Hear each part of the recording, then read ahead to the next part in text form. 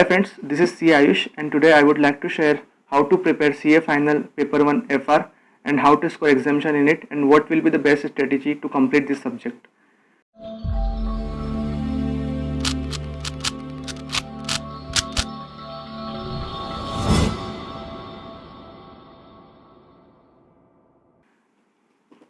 So the first problem is that from where we have to study, हमें पढ़ना कहाँ से है।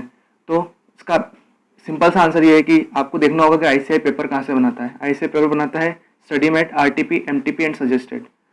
लेकिन इसके अलावा आपको क्लास नोट्स पढ़ना ज़रूरी है क्योंकि बिना कॉन्सेप्ट्स के आप इन चारों को इस्तेमाल नहीं कर पाएंगे। इन चारों के जो भी क्वेश्चंस होंगे वो क्लास नोट्स के बेसिस पे ही बनेंगे। तो जहाँ से भी आपने क्लास ली है वहाँ के क्लास नोट्स आप अच्छे से पढ़िए। उसके बाद आपको एसएम के क्वेश्चन करने हैं, आरटीपी के करने हैं, एमटीपी करने हैं एंड देन सजेस्टेड के करने हैं।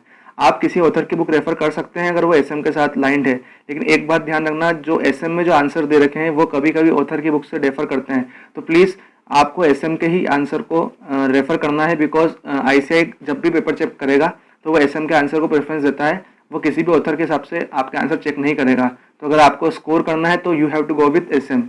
सो after this the next question is that how to study. हम चाहते तो हैं पढ़ना, लेकिन हम पढ़े कैसे, हम क्या तरीका सही हो सकता है जिससे हम ज़्यादा टाइम तक रिटेन कर सकें। सीए फाइनल में सबसे बड़ी प्रॉब्लम यही होती है कि हम रिटेन नहीं कर पाते। तो बेस्ट स्ट्रेटेजी जो मैंने खुद ने इस्तेमाल करी और जिससे मुझे फ़ायदा हुआ है वो मैं आपके साथ शेयर करता हूँ। आपको फर्स्ट रिविजन करना है। इसमें आपको एफआर के सब्जेक्ट में स्पेसिफिकली 3 कैटेगरी बनानी है। फर्स्ट कैटेगरी में आपको बड़े इंडेक्स रखने हैं, जैसे कि इंडेक्स 103, फाइनेंशियल इंस्ट्रूमेंट 115, लीजेस, ईपीएस। ये थोड़े बड़े इंडेक्स है जिन्हें आपको फर्स्ट कैटेगरी में रखना है। सेकंड कैटेगरी में आपको मीडियम इंडेक्स रखने हैं, जैसे कि PP, intangible asset, this type of index. And in the third category you have to put small indexes like index 2, index 1, index 113 like fair value measurement. So in 3 category का इस्तेमाल कैसे करना है। First, आपको जब पढ़ते वक्त आपको इन 3 कैटेगरी का इस्तेमाल ऐसे करना है कि सबसे पहले आपको बड़े इंडेक्स करना है, एक बड़ा इंडेक्स करना है, फिर 2 मीडियम करने हैं, फिर 4 या 5 छोटे इंडेक्स करना है। इस वजह से आपकी एक रिदम बनेगी और आपको बोरिंग नहीं लगेगा सब्जेक्ट। उसके बाद आपको एक बात जरूर ध्यान रखने की, जब भी हम एफआर करते हैं तो हम एक इल्यूजन में पड़ जाते हैं। हमको लगता है कि हमें, जैसे हमने क्वेश्चन पढ़ा हम आंसर देख लेते हैं और हमें लगता है हमें वो आ गया, लेकिन एक्चुअली वो हम सॉल्व नहीं कर पाएंगे अगर हम पेपर में देने चाहेंगे, या फिर हम खुद से एक बार ट्राई करेंगे तो आपको पता लग जाएगा कि आपको नहीं आया है वो।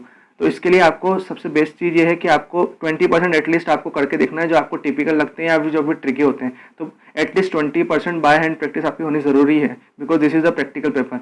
After that the one more thing which is very important, जब भी आप कॉन्सेप्ट नोट्स पढ़ेंगे तो आपको साथ में ही आपको समरी नोट्स बनाने पड़ेंगे। अगर आपने समरी नोट्स नहीं बनाए तो आपको बाद में जाके बहुत दिक्कत आने वाली है, या ये बात आप अभी से ध्यान रखना, क्योंकि बिना समरी नोट्स के आप बाद में रिवाइज नहीं कर पाएंगे, क्योंकि आपके पास इतना टाइम नहीं होगा कि आप पूरा एक बार वापस रिवाइज कर सकें, because the length of the subject is very big. उसके बाद आपको सेकंड रिवीजन नहीं करना है, आपको रिकॉलिंग करनी है। रिवीजन एक बार होता है, उसके बाद में होता है, उसके बाद आपको रिकॉल करना है। अगर आपने बाद में वही वापस रिवाइज किया तो आप वापस भूल जाएंगे। तो आपका ब्रेन कैसे काम करेगा, जैसे कि आपने फर्स्ट रिवीजन कर लिया, अब आप कॉन्सेप्ट नोट्स एक बार होके आ चुके हैं, आपने एक बार आपके समरी नोट्स बना लिए हैं, आपने एक बार आपके सारे क्वेश्चंस कर लिए हैं। तो उसके बाद आपको क्या करना है कि आपने जो भी पढ़ लिया है उसके बाद आपको उसको रिकॉल करने की कोशिश करनी है कि मुझे याद आ रहा है या नहीं आ रहा है। आपको देखना है कि मैंने जो कॉन्सेप्ट्स पढ़े मुझे याद आ रहे हैं या नहीं आ रहे हैं, जो मैंने क्वेश्चंस करे हैं वो मैं आप सॉल्व कर पा रहा हूँ कि नहीं कर पा रहा हूँ। और जो क्वेश्चंस आपको याद नहीं आए, जो क्वेश्चंस नहीं आए, या फिर किसी भी क्वेश्चन का कोई भी पार्ट, कोई भी एडजस्टमेंट नहीं याद आया, तो उसे हाथों हाथ आपको मार्क करना है। So this is the basic step of your recalling one. You have to mark that concepts and question which you would not, which you had not able to recall. And after that आपको recalling 2 करनी है। अब आपको क्या करना है कि recalling 2 में आपको वापस वही प्रोसेस रिपीट करनी है, लेकिन अब आपको केवल वही पढ़ना है जो आपने पहले रिकॉलिंग 1 में मार्क किए थे। जो क्वेश्चंस और कॉन्सेप्ट पहले मार्क किए थे आपको वही पढ़ना है, और उसके बाद देखना है वापस आपको उनमें से कुछ ऐसी चीज़ होगी 50% जो आपको वापस याद नहीं आएगी, तो उसको आपको वापस मार्क करना है।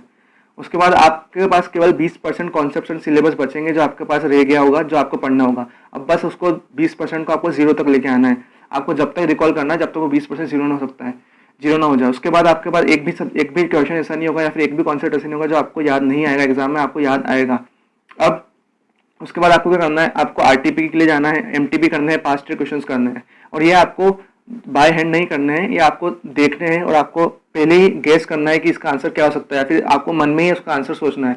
अगर आपको उसका आंसर आ गया और आपने देख लिया और सही है तो आपको उसको स्किप करना है, लेकिन आपको नहीं आ रहा है तो आपको एक बार देख के उसको खुद से हाथ से करके देखना चाहिए, तभी जाके आपको उसका फायदा होगा। और क्या होगा कि अगर आरटीपी, एमटीपी और पास्ट ईयर से क्वेश्चन बना भी सही तो आपकी ये वाले चीज़ भी कवर हो जाएगी। तो इससे आपकी प्रैक्टिस भी हो रही है, आपकी रिकॉलिंग भी हो रही है और आपके कवरेज भी बढ़ रहा है।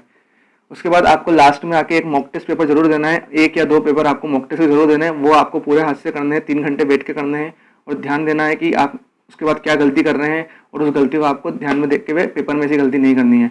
Because and you have to attempt 100 marks paper at that exam. Because अगर आप 100 का अटेम्प्ट करेंगे तो आप 80 ला पाएंगे और अगर 80 का करेंगे तो 60 ला पाएंगे। आफ्टर दैट अब एक प्रॉब्लम सबसे बड़ी आती है एफआर के सब्जेक्ट में, जो बेसिकली न्यू सिलेबस में बढ़ चुकी है, जैसे कि थ्योरी का क्या करें। फॉर एग्जांपल बिजनेस कॉम्बिनेशन में थ्योरी आ जाती है, विंडेज 115 में थ्योरी आ जाती है, इंडेस 1 में थ्योरी आ जाती है। तो कुछ इंडेस ऐसे हैं जिसमें कुछ थ्योरी पार्ट बहुत ज़्यादा है और वो पढ़ना पॉसिबल नहीं है। तो आपके लिए एक सजेशन है मेरा कि आपको पूरी थ्योरी पढ़ने की जरूरत नहीं है, आपको केवल वही क्वेश्चन करने हैं जो आपको लगता है कि ये बड़े हैं। For example if some question have a answer of 1 or 2 page, then you have to read that or half page, but you do not need to go through those questions which have only 2 or 3 lines in there.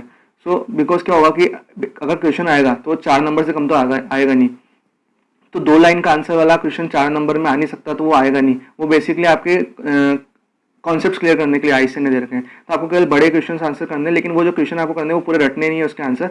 आपको क्या करना है, आपको main content जो main content है वो आपको mark करके रखना है और उसी को पढ़ना है। और अगर ज़्यादा उसमें टाइम वेस्ट मत करना, क्योंकि ज़्यादा चांसेस होते हैं कि प्रैक्टिकली क्वेश्चन ही आए। तो आप बस एक बार उसको गो थ्रू जरूर कर लेना क्वेश्चंस को, ताकि कभी आ जाए तो आपका लॉस नहीं होए। उसके बाद ट्राई ज़रूर करना कि कुछ नहीं छूटे, कुछ छूटना भी नहीं चाहिए, क्योंकि अब कैसा पेपर आया कोई कह नहीं सकता। क्योंकि न्यू सिलेबस में ऐसा हुआ है कि पेपर नए आ रहे हैं, अभी तक एफआर में कोई ट्राई आउट नहीं हुआ है, सारे एसएमसी आ रहे हैं क्वेश्चन। लेकिन कभी कभी ऐसे इंडेस से भी क्वेश्चन आ जाते हैं जो आपने गेस नहीं किया होगा। फॉर एग्जांपल इंडेस 113 फेयर वैल्यू मेजरमेंट सब इग्नोर करते हैं, छोटा सा इंडेस है, लेकिन हर अटेम्प्ट में आप देख लीजिए फेयर वैल्यू से अच्छा खासा 8 नंबर का क्वेश्चन आया है। So do not leave any इंडेस की, ये तो बहुत छोटा, ये आ नहीं सकता। सारे इंडेस कवर करने हैं, सारे क्वेश्चन कवर करने हैं। थ्योरी क्वेश्चन आप स्किप कर सकते हो, कुछ जो आपको लगता है कि छोटे और आ नहीं सकते वो आप स्किप कर सकते हो, but practical you do not have to skip. So at the end best of luck and prepare well for your exam. तो जाओ, सीखो, जीतो एंड फोड़ो। So guys, if you like this video, please subscribe my channel and please press on bell icon so that you will get the notification of my new videos, and also like this video if you like it, and also share with your friends so that they will get benefited.